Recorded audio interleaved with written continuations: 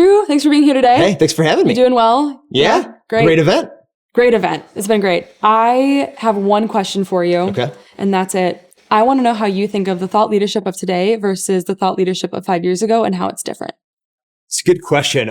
Thought leadership 5 years ago, if you think of the brands that were most successful, it was the brands that built a machine, right? The brands that put in the work to build a content calendar, get alignment with their leadership team, to show up day in and day out, produce the content, and kind of build a ground game. And there's a compounding effect to that, right? With whether it's blog posts, podcasts, just being out there more than competitors was a big part of success, right? A game kind of, you must be present to win.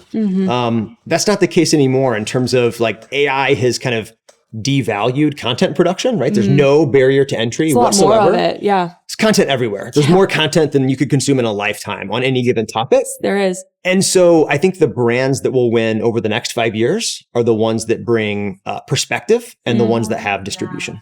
So what does that look like for you and your thought leadership? Yeah. So I think, it starts with perspective. And the way I would think about perspective is your real world lived experience, right? It's something that by definition, AI can't replicate, your competitor can't replicate. It's about what you do in your day to day and how does that impact your audience. So think about a meeting that you were in with your product team. Think about a client conversation you had. The takeaways from that are something that no one else can replicate. So that's what I think of when I think of perspective. And then distribution is, how do you take that compelling piece of content? How do you atomize it in 12 different ways for earned, for owned, for paid, get it in front of the right audience, audio formats, visual formats, written formats, and kind of meet your audience where they are.